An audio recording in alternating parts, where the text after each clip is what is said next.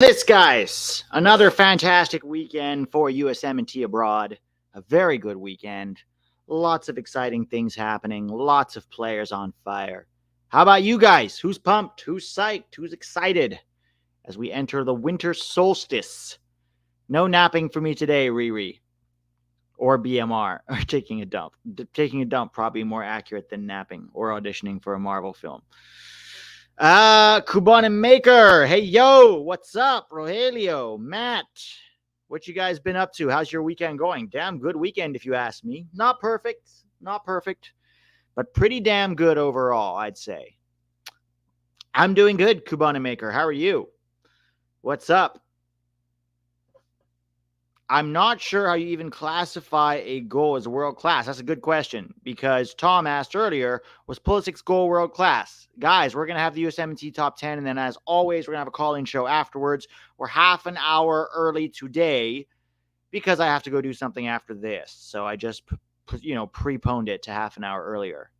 Sese, what's up? Riri, Puli, Seek. This is the Italian commentator for sure.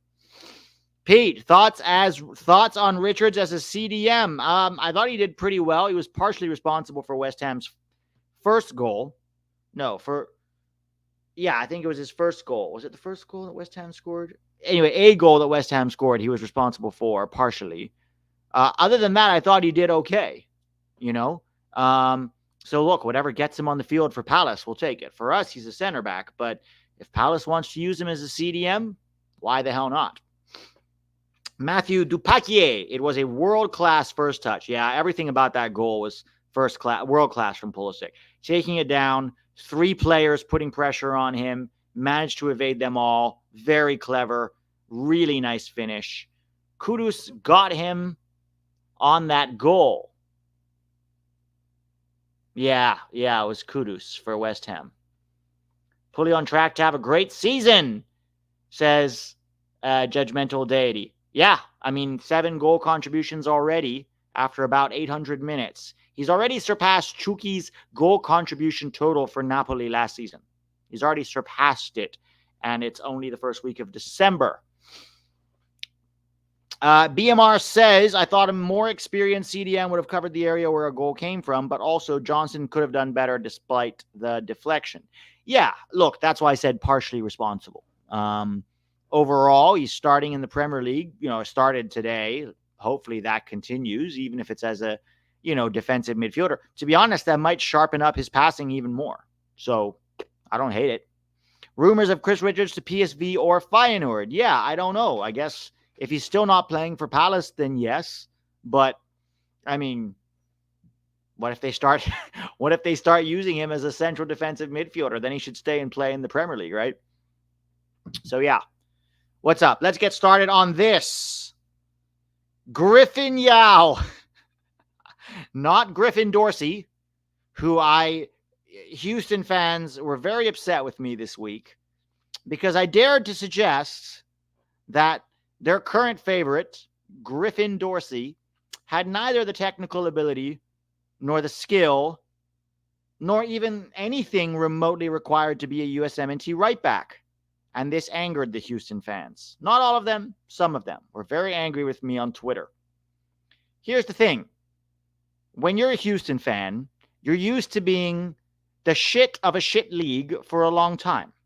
And then one day you make the playoffs. All right? A little bit of Carrasquilla, a little bit of Hector Herrera, a little bit of luck. All of a sudden, you think you matter in the global scheme of things. All of a sudden, you're like, hey, we're pretty damn special. Did you see Griffin Dorsey run in a straight line? Boy, is he a good player. Maybe Griffin Dorsey should be playing for the USMNT because that foreigner, Sergino Dest, threw a tantrum, and Griffin Dorsey sounds like the perfect American high school frat boy name, which identifies with me and the beer I drink on the weekend. So here I go, Griffin Dorsey for USMNT. Who's this clown, Pete from 11 Yanks, saying he's not good enough? Send him out. Get rid of him. Anyways, back to Griffin Yao. Different Griffin. Against Anderlecht, which they lost this game 3-1, by the way. Played 90 minutes and got 1 assist. Created 2 chances, 4 out of 8 successful dribbles, 2 out of 5 accurate crosses, 6 out of 11 ground duels won, and 0 out of 2 aerial duels won. He also drew 2 fouls. The 6 p.m. delivery, I will kick you out of the chat for this nonsense. He does not deserve a look. Nothing, and I mean nothing about Griffin Dorsey suggests, okay, that he is USMNT quality. President Chip, what's up? Pete, you need to do skits. You're hilarious. Thank you, Judgmental Deity. This was the assist that Griffin Yao, not Houston superhero special flying man in tights Griffin Dorsey, Griffin Yao got this cross, and unfortunately the frame is such that you couldn't see both Griffin Yao and the scorer of the goal at the same time. So I just had to put a red marker for his movement, and he was able to score with his head. Sadly, they lost this game 3-1 to Anderlecht, which is a very, very good Belgian team. Unfortunately, they are still hovering around the relegation zone. So we'll see if Westerlo or Westerlo, as what's his name? BMR is pointing out, can evade relegation, because that would not be good for either Brian Reynolds or Griffin Dorsey namesake Griffin Yao. As Wuxia Game Central says, they only like Griffin Dorsey because they are Harry Potter homers. House Gryffindor, cry the Houstonites. We mattered for the first time in 20 years. And by mattering, I mean we made the playoffs in the Disney Soccer Celebration League. President Chip needs to be impeached. You're starting to figure out why the rest of Texas calls it the armpit of Texas. I've never been to Houston. I've never been there. And I'm sure there are many lovely Houstonites. But the ones that came at me on Twitter for daring to suggest that their boy Griffin was not USMNT quality made my day with their comedy. Why pay for comedy when you can talk to those fans? Number 9 on the list, we have Joseph Scally playing in a back 3 as a center back, not as a wing back. Played 90 minutes, 82% passing accuracy. Gladbach won this game 2-1 against Hoffenheim, by the way. 1 block, 3 clearances, 1 headed clearance, 2 interceptions, and 2 recoveries. So good for Scally. Good for him. After a rough start to the season, he seems to have improved and is now playing as a third center back. Reminds me a little bit of Reggie Cat. Here's the thing about Scally. He's already the kind of fullback that should mostly stay at home and defend. So he's easy to then convert into a back 3. Matt Murata. Is Griffin Dorsey even going to make it to Camp Cupcake? He shouldn't. He shouldn't. Okay. Also, Camp Cupcake is not USMNT. It's not a USMNT camp. It's an MLS promotion tour for Americans playing in MLS. Okay. If you want to make it useful, bring the under 23s to get them ready for the Olympics. But mostly Camp Cupcake is just the preseason MLS promotion tour. Slap the USMNT on them and then call them a USMNT player and hope that will make more fans come out to see them, such as the Houstonites. Perhaps. We will see. Chris Johnson called Dorsey up to Camp Cupcake. We are being overrun by the delusional Houstonians. Delusional Houstonians. The D-Who's. Come on, guys. Let's be better than that. No Griffin Dorsey for Camp Cupcake. Stop. This is a 24-year-old grifter running up and down the field, doing his best. I'm glad he has a career in Houston. I'm glad the fans love him.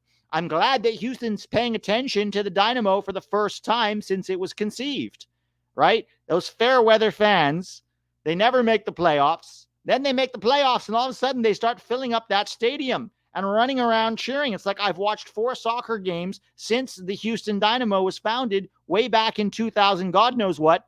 And now I want to be an expert and demand that my boy Griffin get on the national team. I've heard enough. Number 8, Haji Wright from Coventry got a goal against Plymouth Argyle in midweek. Can we donate Dorsey to Canada? They need extra depth. Judgmental. I love that. I think he would fit in very nicely with the rude Canadians. Send him over there. Played 90 minutes, 1 goal, 1 chance created, 6 out of 10 ground duels won, 4 out of 9 aerial duels won, and 3 fouls drawn. This was the goal. It was not a special goal, but it was a goal nonetheless. Cross comes in. Haji Wright finishes it quite well. Actually, it popped back out and he finished it. It wasn't from a cross. Well done. Not exactly a tough goal to score, but helped them to get that 3 points. Number 7, Weston McKennie. Played 90 minutes against Monza. Created 1 chance, 1 out of 1 successful dribble, 2 out of 4 accurate long balls, 3 out of 4 ground duels won, and 4 out of 4 aerial duels won. So he did really, really well. He did play against Ipswich and did nothing. Okay, judgmental deity. That's why Haji Wright was pulled at, I think, 68th minute. I think he was one of Juventus' best players for this game, honestly. I really believe that. Haji has 5 goals, Ivan. 5 goals so far this season, which is not great considering that they paid $9 million for him. And 5 goals about halfway through the season. He's on track to hit 10, maybe 12. It's not exactly what they were hoping for I think he was their most expensive signing ever. So good for McKennie. Playing well for Juve. Still has technical limitations, but he's using his athleticism and his, box-to-box dynamism very, very well. So good for him. Leonard Maloney.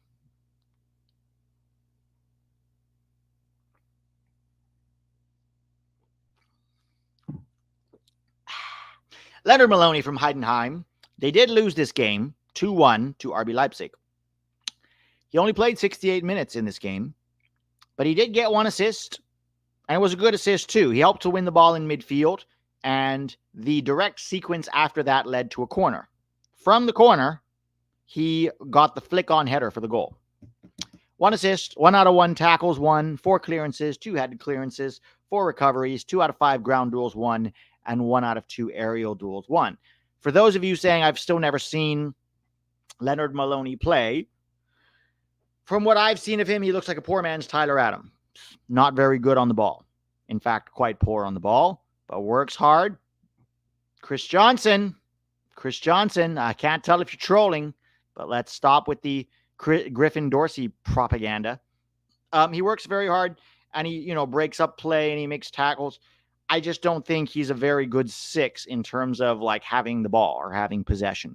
Useful piece to maybe come off the bench if you're in the lead and you're trying to defend for your lives. And so you need an extra, combative midfielder. Maybe you pull off a Musa and you bring on a guy like Maloney. But overall, I would say probably not really a starter or even a significant depth piece for us. Maybe the last man on the roster. But good for Leonard Maloney. Getting this assist against Leipzig, even though they lost. This was the flick-on header behind him, and then the teammate went in to score to make it 2-1. He's not the best player ever, says Judgmental Deity, but if Adams isn't healthy in time for Copa, he's not bad depth backup TBH. Yeah, I agree. If Adams is healthy, I don't think there's room for Maloney in the squad because you also have Musa and Johnny who can play there. But if Adams is not healthy, then Maloney might take his place in the roster.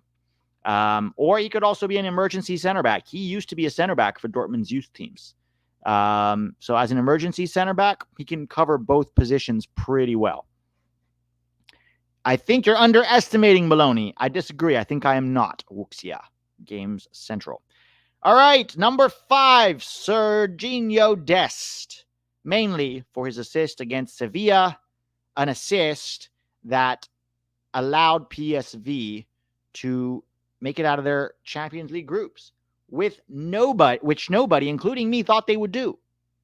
Right? But good for them. Played 90 minutes, got 1 assist, 81% passing accuracy, 3 chances created, 4 out of 6 accurate long balls, 2 out of 2 accurate crosses, 3 out of 7 ground duels won, 1 out of 3 aerial duels won, 1 foul drawn, and 1 compilation made on Instagram the next day because he wouldn't be Sergino Dest that we know and love without doing that. And then he ingratiated himself to USMNT supporters and fans everywhere by covering himself in an American flag, much to the derision of his teammates, while celebrating the win that took PSV, helmed by an American, with 3 Americans in the roster, to the knockout rounds of the UEFA Champions League. And I know Sevilla aren't in the best form, guys, but beating Sevilla away from home, multiple Europa League winner, a very, very good Spanish team, is never easy. Albeit they were down to 10 men. But this was actually right after the guy got sent off. Good little cross from Dest. Saibari adjusts his body shape and volleys it into the net. It was a great, great goal. Luca Coliosho. Oh, Luca Coliosho. Oh, Luca Coliosho. Not sure if he's going to play for us. Seems it's a possibility still. But he scored his first goal for Burnley in their thrashing of Austin Trustees Sheffield United, playing 77 minutes, 1 goal, 1 chance created, 1 big chance missed. He struck the post when he should have scored. 2 out of 3 successful dribbles, 0 out of 3 accurate crosses. He is no great crosser of the ball. Oh, whatever will he do in Greg Berhalter's system? 2 out of 5 ground duels won and 2 fouls committed. Not fouls drawn, fouls committed. That being said, he seems to be involved in at least 1 goal over the last few games that he's played. So that's always good to see. Hopefully he commits to us. This was the nice finish. Got it in some space, cut in onto his right foot to create a little half yard of space for himself, and kissed it off the near post, the inside of the near post, and into the back of the net. He did also miss a chance where he struck the post from close range when, frankly, he should have scored. Now, I hope he commits to us eventually because he's still, with Italy's under 21s. We'll see what happens. But my only concern is when he does commit to us and Greg Berhalter puts him on the field, he's going to be like, yo, hey, Luca, it's important for us to cross the ball. Crossing is the best way to score a goal. And even if you're bad at crossing, you should keep trying to cross, just keep trying to cross until you can get a cross that's a good cross. And, if it's not working out, then you have to adjust. And the way you adjust when it's not working out with your crosses is, you cross more and you just keep crossing. And really that's, that's how we're going to win the World Cup is by not only being dominant and changing the way the world sees American soccer, but changing the way that Americans see American soccer through crossing. Crossing is the way. So we'll see what happens if he ever does commit to us. Chances he commits, Cubana Maker, I have no idea. I would give it 60-40 to us right now because of things that I have heard. But who knows? Pete, you have to talk about African dogs as well. Don't forget. Yes, for sure. Okay. Creeping me out with that voice. Well, Adrian, I've had to listen to that voice for the last 5 years, and so have you. So don't blame me. Don't shoot the messenger. Okay?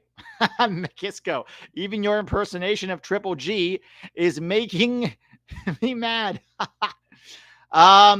Change the way the one ant views American soccer. Kid is overhyped, not that much better than what we got. He is never going to play for Italy. We shall see, John. But he's better than Aronson, and he's better than Paredes, and he's better than Booth, and he's better than Zendejas. So, yeah. Jedi only third. What the fuck is this? Wuxia Game Central is outraged. Ladies and gentlemen, you should join the support group of the Houstonian Griffin Dorsey fans who are equally outraged at my sheer dismissal of their, Griffin Dorsey's USMNT hopes. Here's why. I'll explain in just a minute. But don't forget that support group. Against Wolves, he got an assist, helped them to get that 3-2 win. And against Liverpool, he got an assist. Now, that's 2 assists in 1 week. And you would think, well, 2 assists in 1 week in the Premier League, Pete, it seems as though he ought to be first. It does seem that way, until I remind you that he is also part of a back line that conceded 6 goals in those 2 games. Let us not, if, he hadn't conceded 6 goals, then maybe he'd be higher up. But he's not just an attacker. He's part of a back line. His job is to defend, and 6 goals, conceded just bumps him back down to 3. Still, that being said, they were 2 very, very good games. Apart from one moment against Wolves when he did get turned. But he played 90 minutes against Wolves, got 1 assist, 9 passes into the final third, 3 out of 5 tackles won, 2 out of 2 aerial duels won. Against Liverpool, played 90 minutes, got yet another assist. Not fair. Not 1 goal from Liverpool was Jedi's fault. But, Carl Tanner, defending is a group activity. All right? And if you are part of a defense that leaks 6 goals, whether it's your fault or not, it will impact your place on the depth chart, especially if you're part of the back line. But make your own top 10 if you want. Hit me up on Twitter. That's what you should do, guys. This is my solution. To everybody who disagrees with me, to everybody who thinks Griffin Dorsey should be first on the top 10, to everybody who thinks I'm being unfair to Antonee Robinson by putting him in my top 3, make your own top 10 on Twitter using one of any starting 11 softwares or even a list. Tag me, and I will voice my approval or disapproval as you have done with me. Cam says, Pete, I usually agree with you, but you just can't blame him for goals from outside the box. I am not blaming him. I am talking about his responsibility within a group of defenders, okay, that concede 6 goals. You're acting like I took him out of the starting lineup. You're acting like I said, let's replace Antonee Robinson with Griffin Dorsey on the national team. I am not. I am simply saying that even though he got an assist, he still conceded 4 goals against Liverpool and they lost that game, right? So let us continue. Against Liverpool, played 90 minutes, 1 assist, 1 out of 2 successful dribbles, 5 passes into the final third, 3 out of 5 tackles won, 7 out of 10 ground duels won, and 1 out of 1 aerial duels won. Let's see what Julian Vivas has to say, but not before we take a look at this pass here against Wolves for his first goal, and then this cross here against Liverpool for the second assist. Julian Vivas says, Edgar Moreno said he thinks Koleosho will play for Italy. Fabrizio Romano said German teams are interested in Puskás.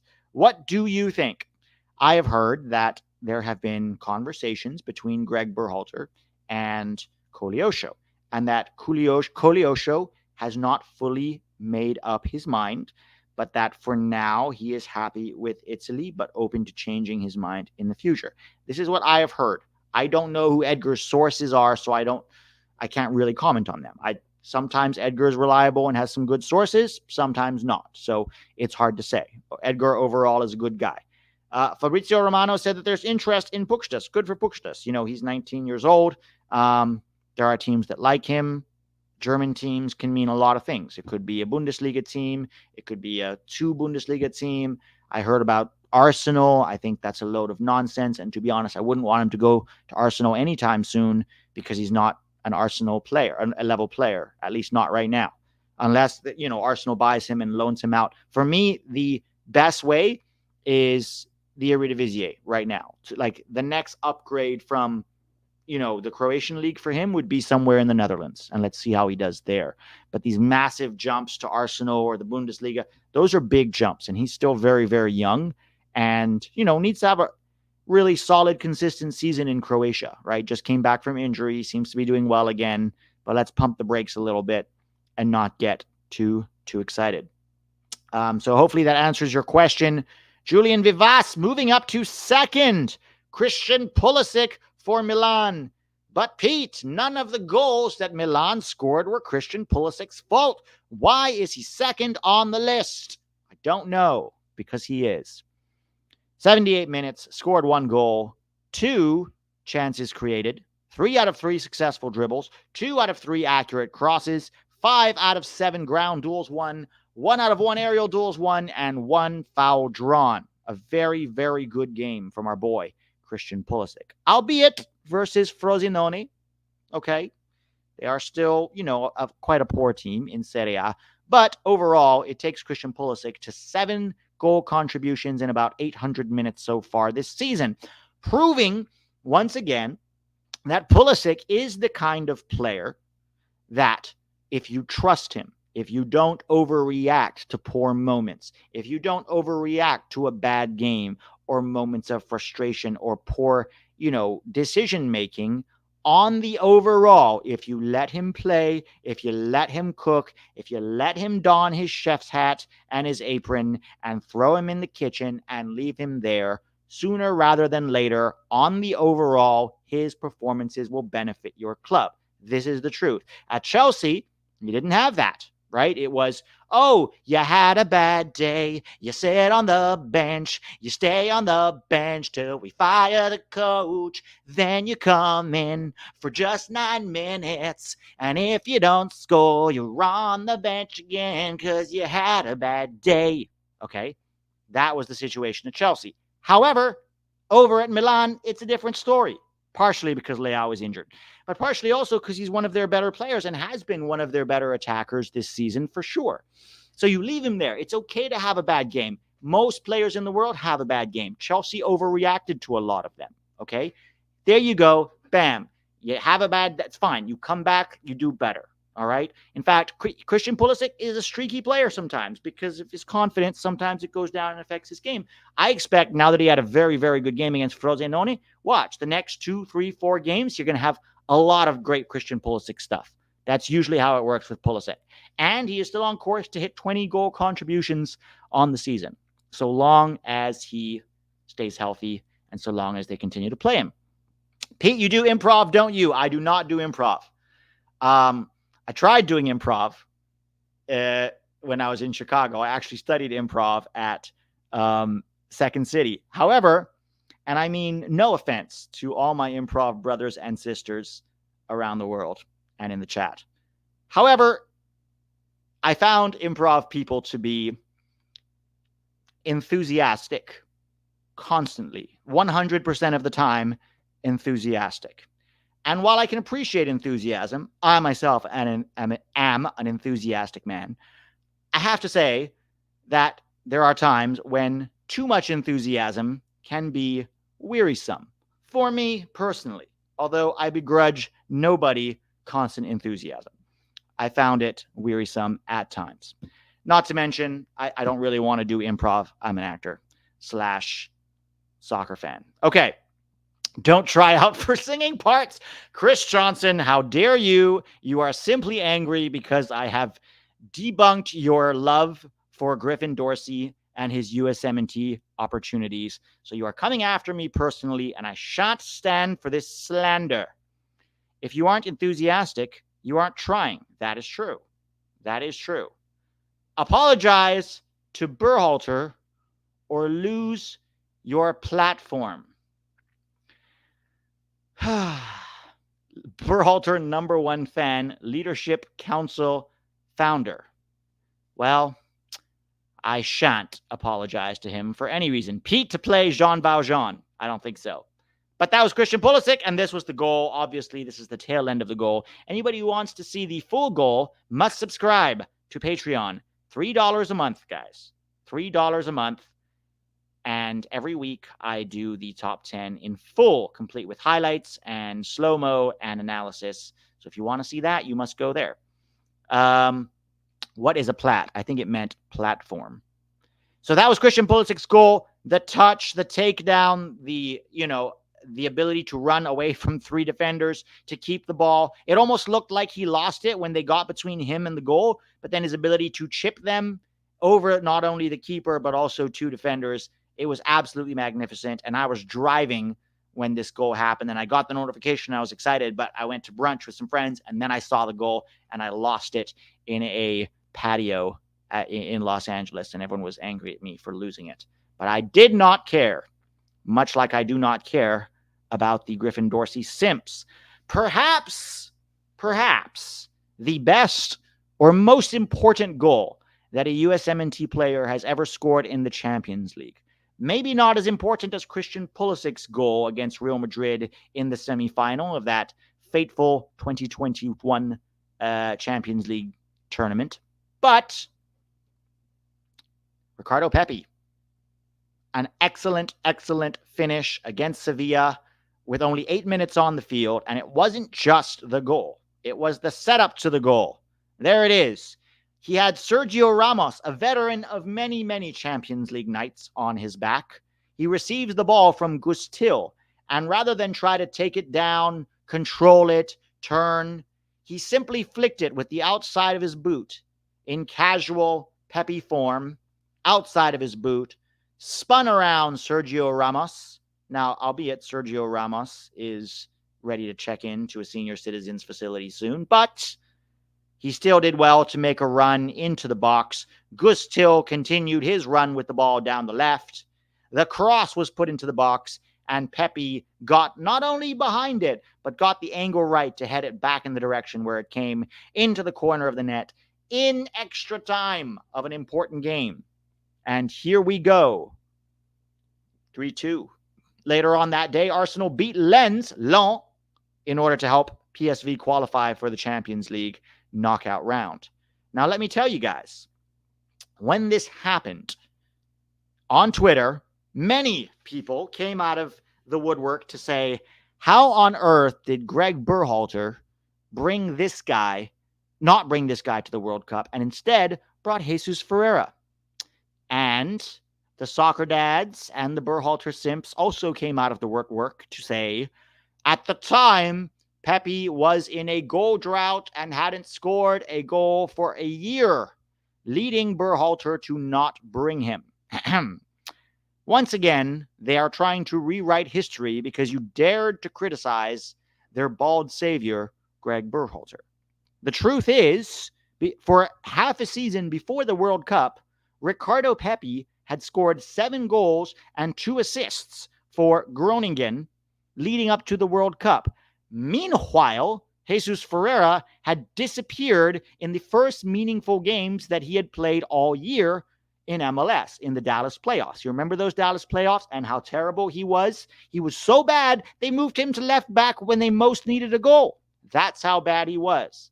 But that did not deter Greg Berhalter, who decided to leave our boy Pepi at home for Jesus Ferreira, his favorite, who has now hopefully been cast aside. But don't forget, he'll be there in Camp Cupcake, maybe with fan favorite Griffin Dorsey. So, what a great goal from Ricardo Pepi, guys. Now, we have 35 minutes. Get in the Discord. I know I look like I'm on Coke, but I promise you I'm not.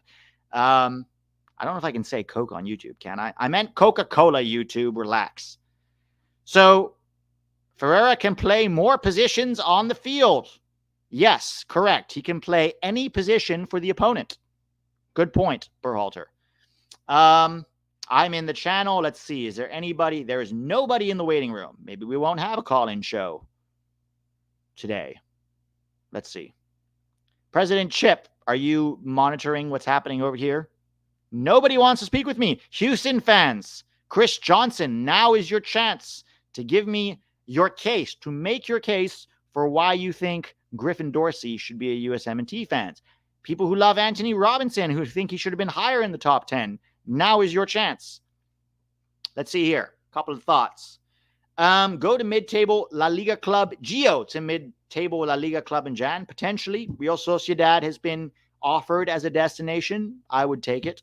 I would like Milan. That's probably not going to happen. I think a mid-table, Bundesliga club could work, to be honest. Why not Bayer Leverkusen? Bayer Leverkusen's playing Paxton Aronson. Not Bayer Leverkusen. Eintracht Frankfurt. We might not love it because it would take minutes away from Paxton Aronson. But also, hey, why not Bayer Leverkusen? They're top of the table still. Why not try to solidify that by adding an attacking piece? Although I doubt that Dortmund would actually let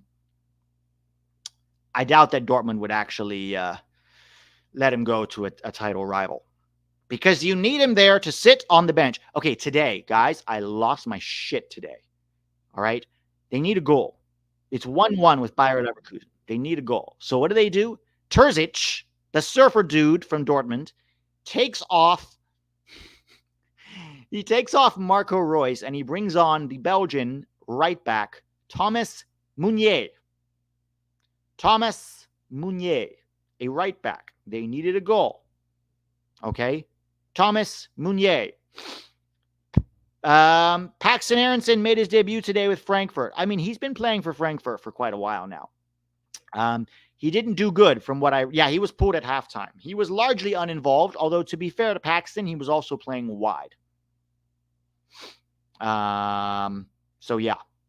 He didn't, Paxton, we'll see how his development goes at Frankfurt. Remember, this kid struggled to break into Philly for, reasons which could be, not just him.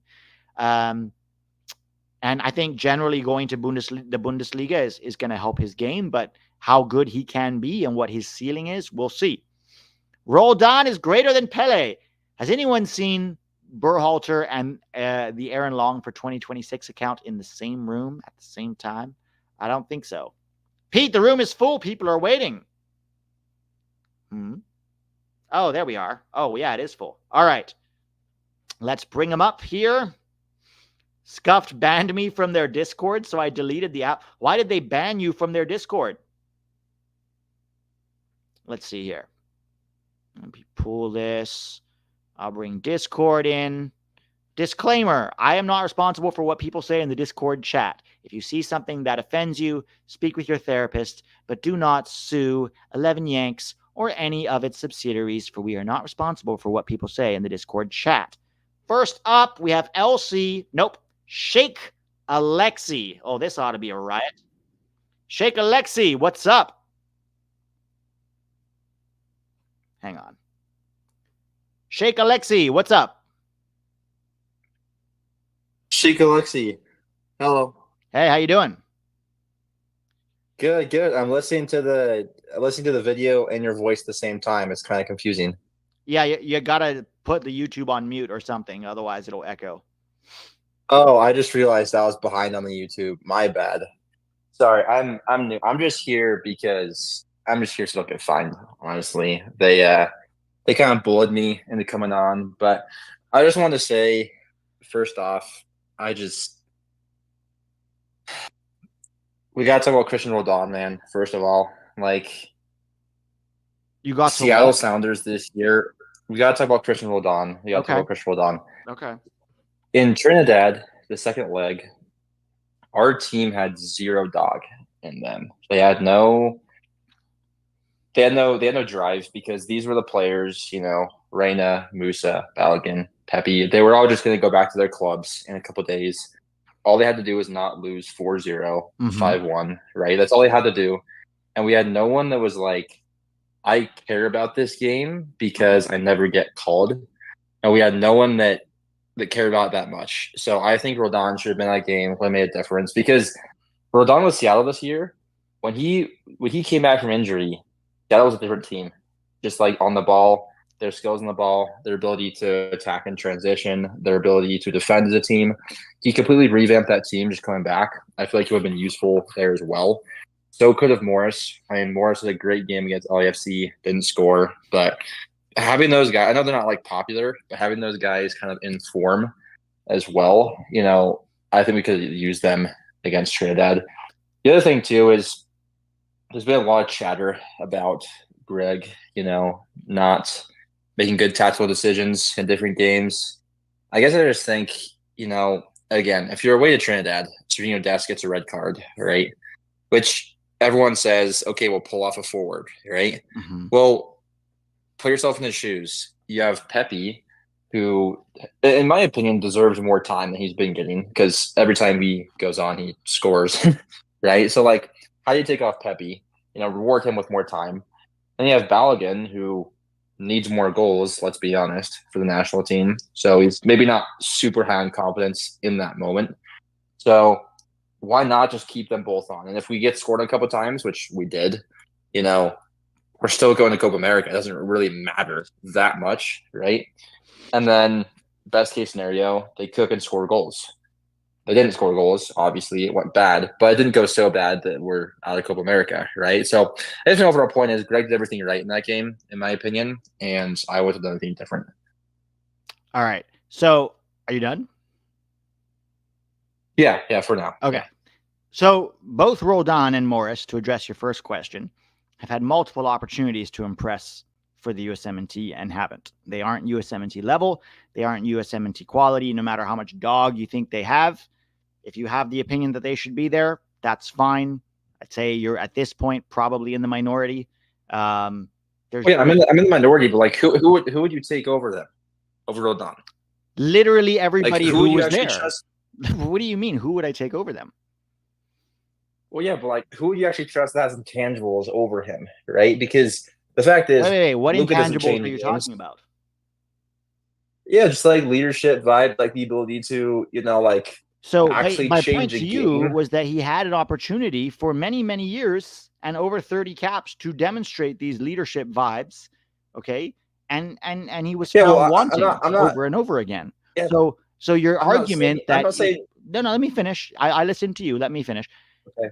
Your argument that if he was there with his leadership and his vibes, I can tell that Greg Berhalter's propaganda has seeped into your brain, that we would somehow have won that game. And I'm telling you, we would not have.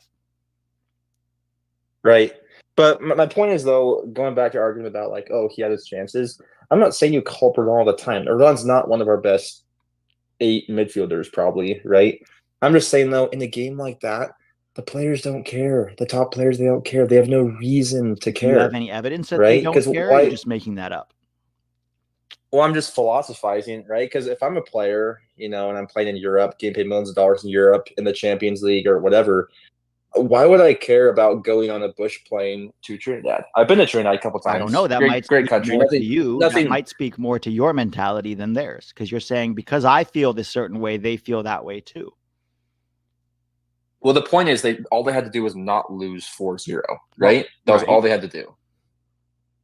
So, I mean, I guess if I'm Fulham Balogun or Yunus Musa or whoever, why do I have that much motivation to sacrifice and grind out this game? But here's the thing. You're not Balogun and you're not Musa. The reason they are who they are is because they've spent their entire lives working their butts off to get to that place. Right. So to me, it's like you're trying to second guess what they are and the kind of mentality that they have. Right. Well, I'm trying to come up with a reason why Perdon should have been in that game. I know. And you can come up with as many reasons as you want. It's like that guy with the billboard. Right. But ultimately, there's just no way. Like Roldan shouldn't belong anywhere near the national team. I'm glad he can have a little career in MLS, but he's just not a national team level player. And as far as Berhalter, I disagree with you there too. Low career. Yeah.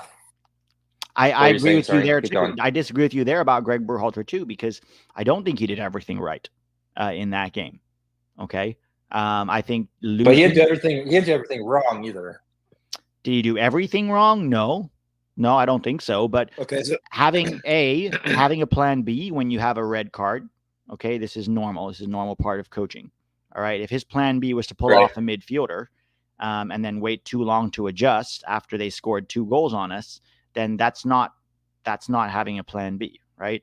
And number 2 is the team, the entire team plays the way that Berhalter is: soft, cagey, is lacking charisma, lacking fight, lacking desire, lacking hunger. He's tactically inflexible, stubborn. So did he do everything wrong in that game? No. And if you watch our post game, then that reflects that. But he deserves a significant portion of the blame for going down. And by the way, this is Berhalter's MO, going to, CONCACAF, going away and not being able to win. Right. Well, the other thing too is, like, to be fair though, other coaches weren't that much better. I mean, Klinsmann, Bradley, they were all better than maybe Arena. Bob Bradley, Klinsmann and Bruce Arena all have a better away record than Greg Berhalter. This is facts. This is not opinion. Let's pull it up. No, I'm not going to pull it up right now because you have 3 minutes and I have a bunch of other people waiting. But go do the research. If I am wrong, no, I'll do the research. I'm in the leadership council in the Discord. I'll put it in there, and we'll go from there. Okay. Sounds good. Thanks, bro. Appreciate the call. All right. Thanks for calling in. Yeah. Bye-bye. All right. Bye-bye. More trolls. Now we have Berhalter in. What's up, Berhalter in? Okay, let me explain.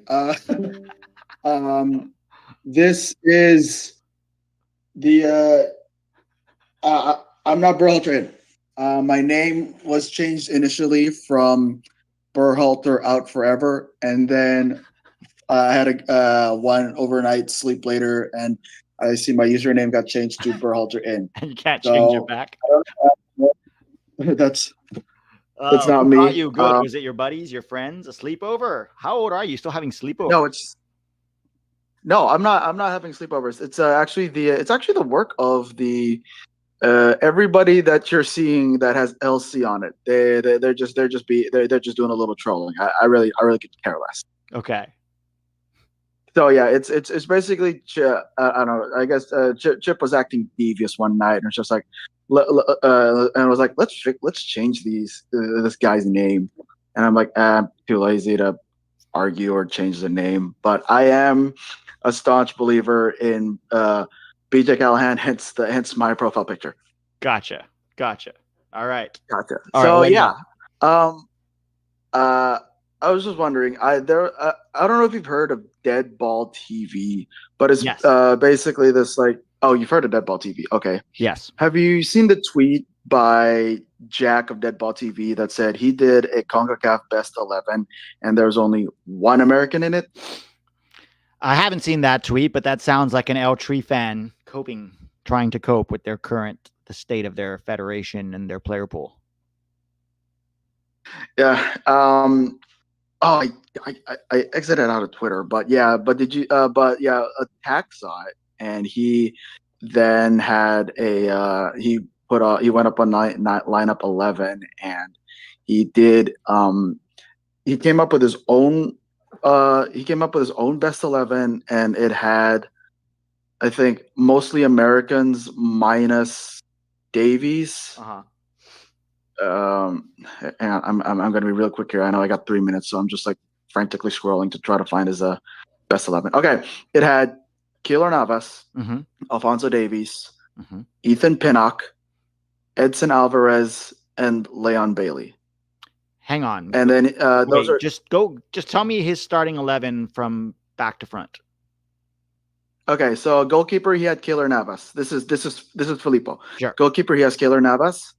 The back four, he's got Alphonso Davies, Tim Ream, Ethan Pinnock, the Jamaican, and Sergino Dest. Okay. He has, his midfielders are Edson Alvarez, Weston McKennie, and Giovanni Reina. Okay. And then his front three is Christian Pulisic, Folarin Balogun, and Leon Bailey. I pretty much agree with that. Question, I pretty much agree with that. Okay. You could maybe make an argument for, a Chucky Lozano over Leon Bailey, but I think that's fair at this point. I think Chucky's back in the Eredivisie and doing fine, but not like standing out. And then up top, you could make an argument for Santi Jimenez or Jonathan David, but Jonathan David has fallen off really hard, and Santi hasn't really proven it in a top 5 league.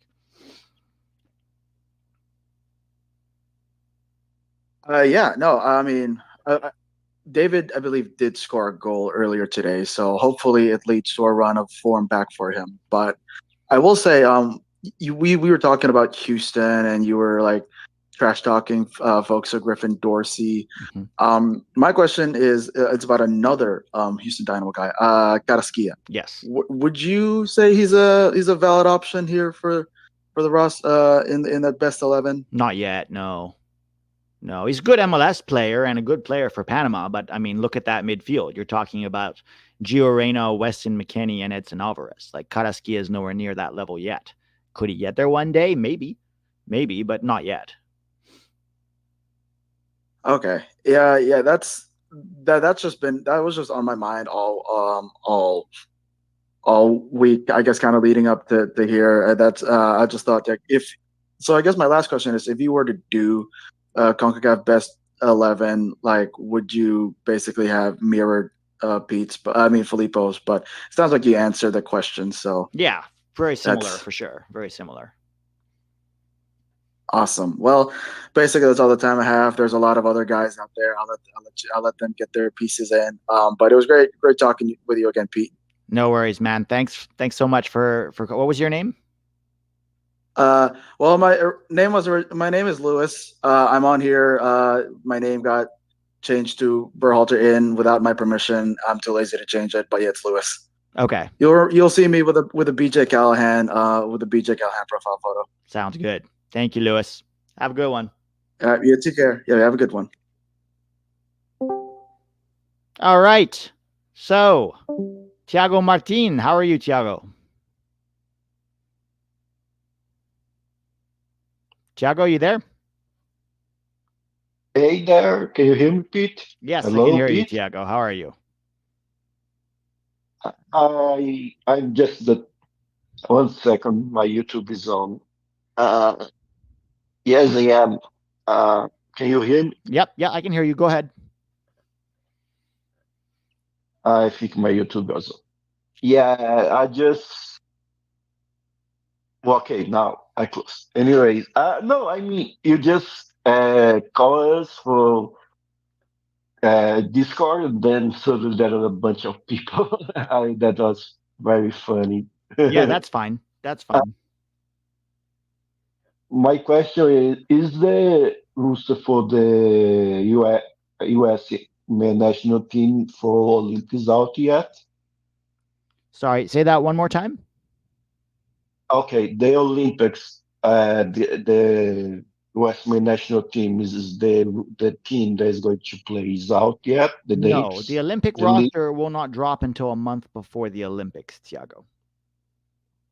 Okay, then what are your thoughts there? Who is going to be there and who is not going to be there? Though he was supposed to be there. Most of our first team will Who you not be who there you because they will be at Copa America. That's my guess. So it will be a lot of the former under 20 / current under 23 players, guys like James Sands or Bernie Kamungo or Obed Vargas or Paxton Aronson or Taylor Booth, Brian Reynolds, guys like that, or will be the guys that will be there probably. Gabriel Slonina, yes, Brady. yes, because when about us, Brazil, when you go to the Olympic teams, we barely know any names that are there. I mean, if there's one or two names that, oh, I know this guy, is like a surprise. So, which one you would like to be there, but is most unlikely? Who would I like to be there? You have a guy. You think you would would be nice to be there just to show off that he has some talent and he could be the future player, but it's most likely because Triple G is kind of blind. Well, I would love Josh Sargent to be there, even though he's not eligible. I'd love him to be there as one of the overage players, because we don't really have a 9 in that age group that's any good. So I'd love for Josh Sargent to be there. So there is no under 20 that you're aspire on. I mean, there are under 23s, but they'll probably be there. I hope Brian Gutierrez, I think, is a good player from Chicago Fire. I hope he's there and can get some opportunity, Cool. I'm excited to the Olympics. I know it's not the Copa America, but well, is there the chance that you guys got it? You guys are good at Olympics. I mean, I'm pretty sure US is going to be the first as always. Yeah. But like in general, not in soccer. Unless the women national team, they kind of always won gold medals in soccer. Yeah. It'd be interesting to see how they do after their World Cup failure too. Wow. You're on fire, Pete. Ouch.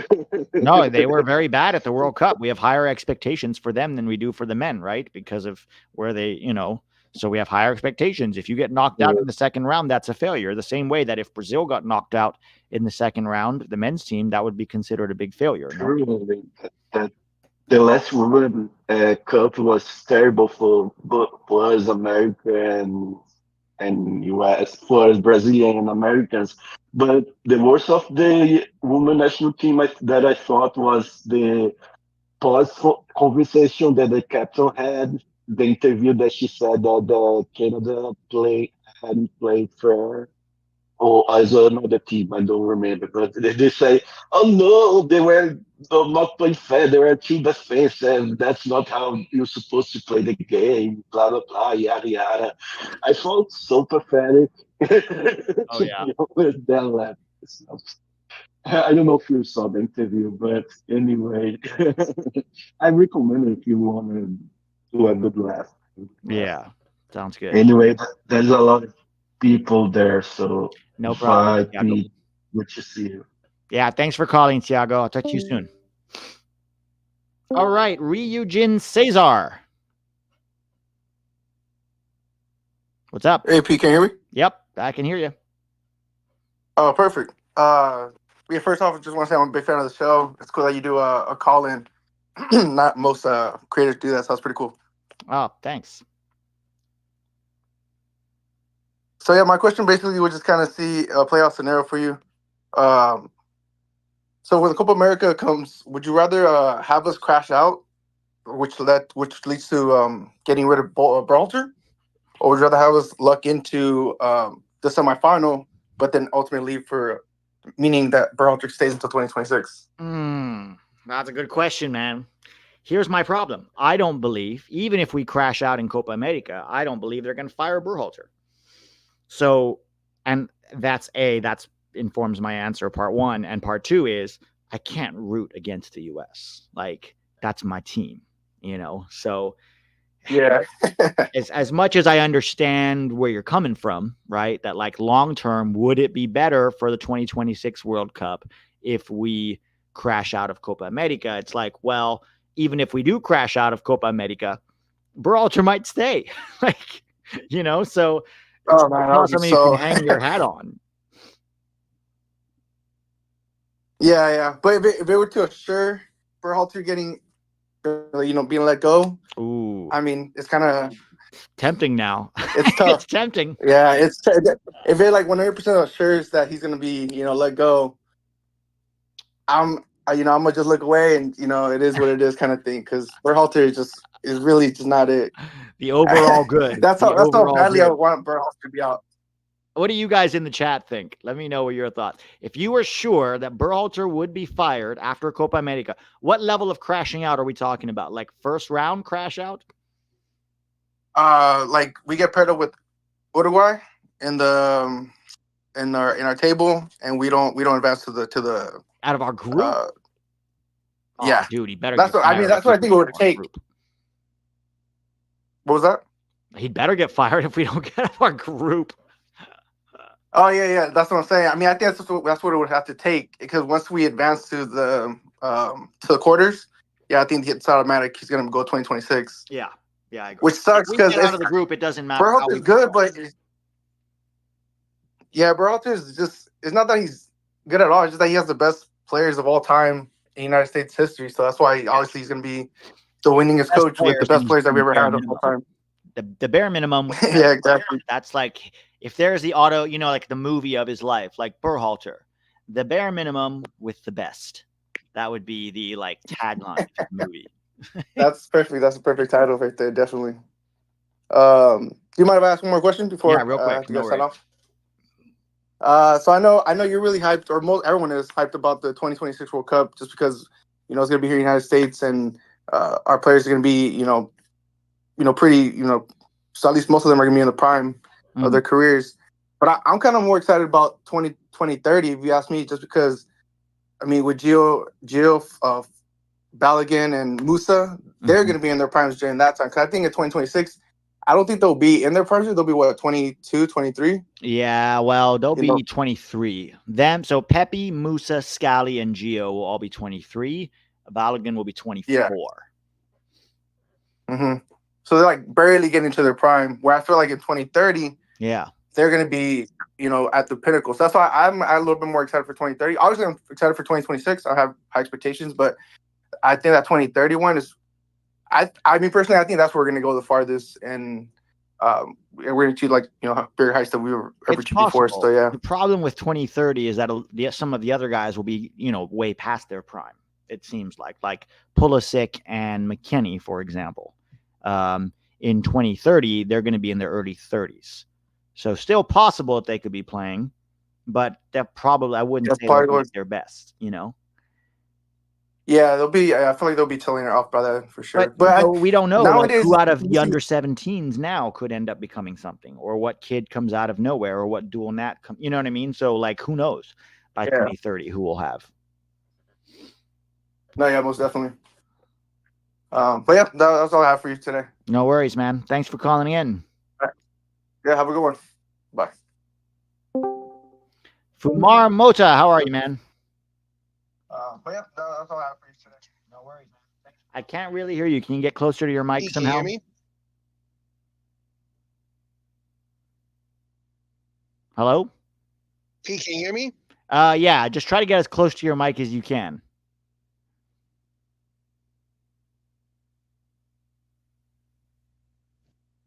Can you hear me? Yeah, we can hear you. Go ahead. Oh, okay, bro. Yeah, I just wanted to talk to you about the wisdom of scheduling the friendly with Brazil prior to the Copa, and I just wanted to give you a little bit of background as far as like where I was coming from. Mm-hmm. I'm an American football player and basketball player, and I don't ever see the wisdom of scheduling an exhibition or preseason game against a regular season rival. And ultimately, I see this as a net negative. Even if we beat Brazil, which we're only going to do like maybe 5 out of 100 times, 10 out of 100 times, how are we going to, like, if we play them again in the Copa when it matters, I feel like we're putting ourselves at a disadvantage with this friendly. Why are we putting ourselves at a disadvantage?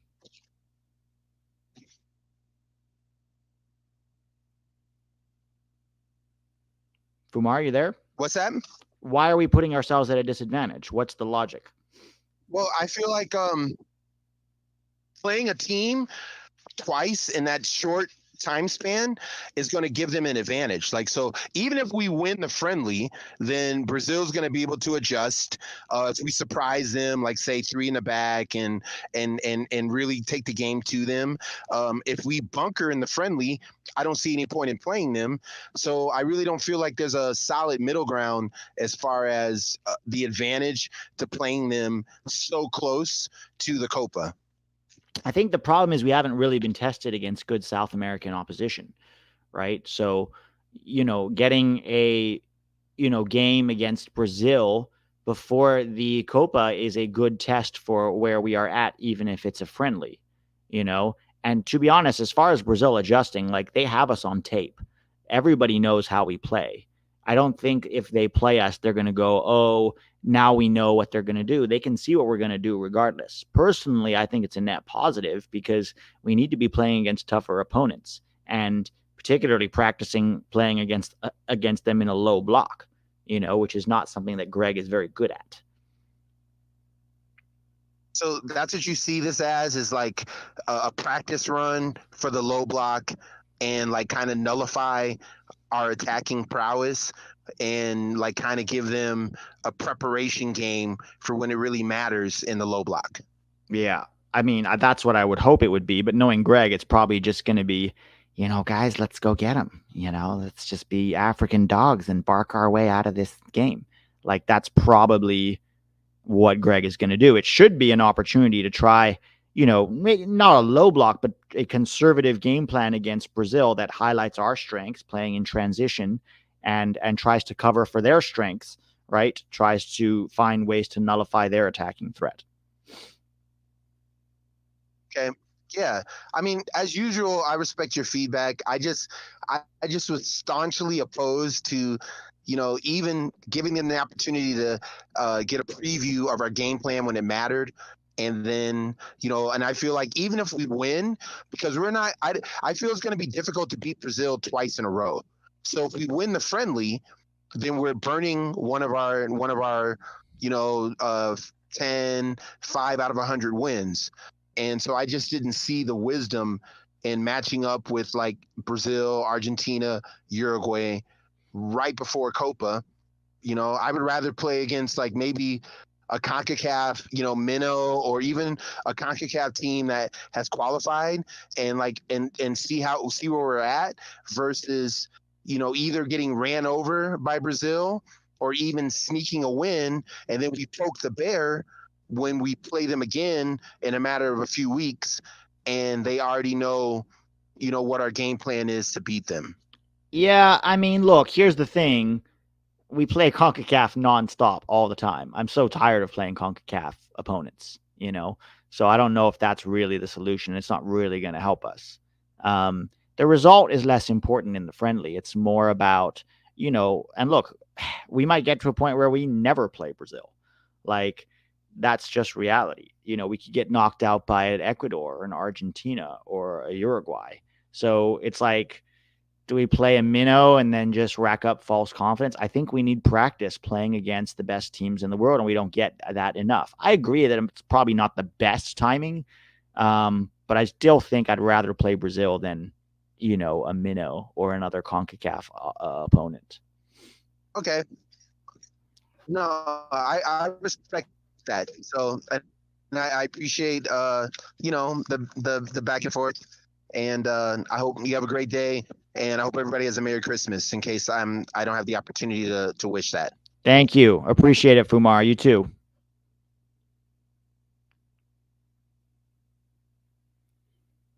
All right, Master of Puppets 20. I can only do 2 more, guys, and then I got to go. What's up? Hey, Pete, can you hear me? Yes, I can hear you. Hey, Pete. Sorry, let me turn off my... All right. So last week I had kind of a little back and forth with Derek on the other, straight red card. And he was kind of saying how stupid it was what Alexi said about our depth and how it could be, time for maybe if there's, problems for us to maybe take our thoughts on how we could progress down a little bit with, and I'm just looking at who we had in those games against Trinidad and Tobago in our league, with our starting lineup. I think there was maybe 1 goal out of the starters, and on the bench there was maybe like 2 assists. And it's just, I do worry about that.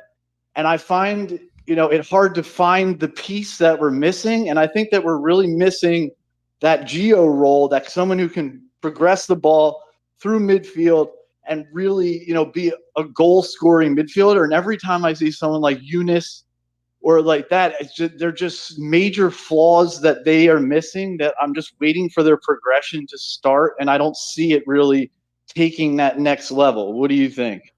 Well, so Yunus is a different role than Gio. I actually had a sort of a back and forth with somebody on Twitter today about this.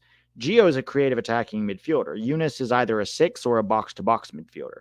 I thought Yunus had a good game for Milan. I think overall, I don't think he's been amazing for Milan this year, but he's been better than he has been for Valencia in the past.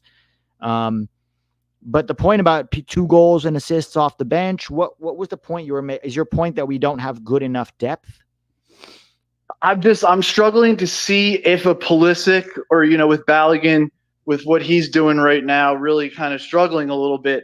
I'm just struggling to see where these goals are going to come from. If our main guys maybe, and that's the whole conversation what Alexi was saying, was that if we're missing like a Pulisic or someone like that, it's just going to be like a real struggle with Triple G, finding those goals when you're crossing the ball to a 5'8" guy. Yeah. And so is that a personnel problem then, is or a tactical problem?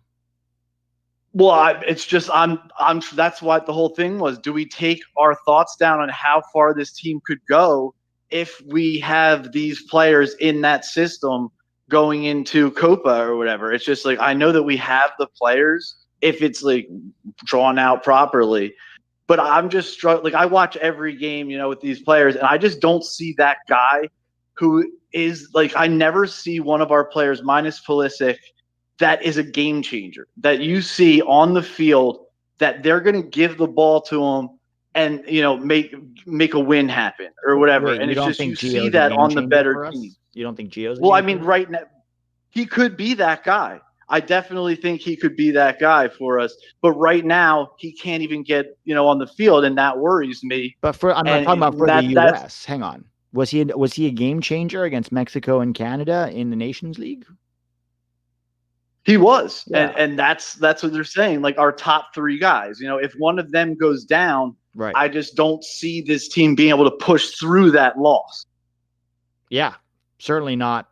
Yeah, no, I agree with you there. But again, it's less about, look, is the drop-off in depth huge? The drop-off in those 3 positions is Pulisic to Aronson right now. That's a large drop-off.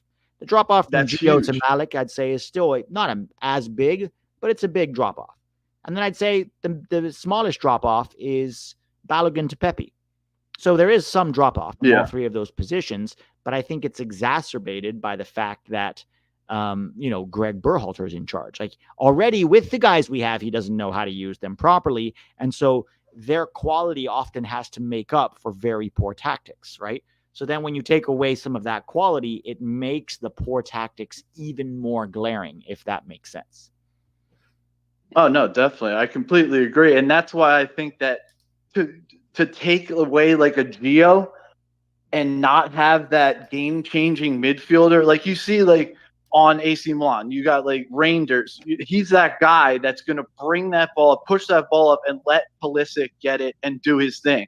Or Ruben Loftus-Cheek, or someone like that. And I feel like without Gio, we don't have that guy who can get that. And Pulisic, we all know, is not great at getting the ball, forced back with his back to goal, having to do stuff in the defensive end. I mean, he's a good defender, but he's not very good at being the progressor. He's the 1-2 guy. And, Younes doesn't have a left foot for some reason, and he's good at doing the progression, but he doesn't have that final pass. And I just think without Gio, and he isn't even playing, he is that piece that puts everything together. And I do understand, like with Malik being someone who can step in that role. I just think that we need to be able to find the solution for that, that big, huge part to what makes this team move. And I need to find that game changer, and it's hard to find where he's going to come from if it's not Gio. Yeah, no, I agree with you. I agree with you mostly. Yeah. And I hope that we can, one of these kids can come up. And that's why, like, missing like a Shamir, Amir Richardson, like seeing someone like that, that guy who can really take the ball, progress. It kind of sucks we didn't get him. But I think that, maybe Gutierrez or someone like that may come through could be big. But I do think that drop off in some of our positions is pretty big.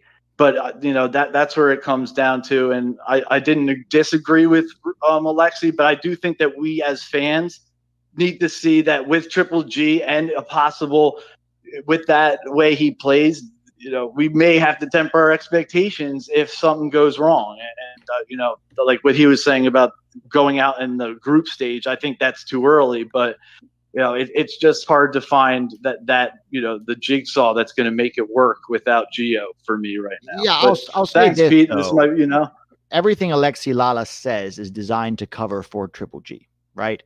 Like Greg Berhalter will now blame the depth, or he'll blame the players, or he'll blame too many dual nats, or the lack of fight, or it's tactical manager's fault. Whatever. Like, and this is true for most of our media. They will do absolutely everything they can to obfuscate and protect Triple G's reputation, because let's face it, that's what they are. They're the propaganda arm of the Federation. So everything they say is not to be taken seriously.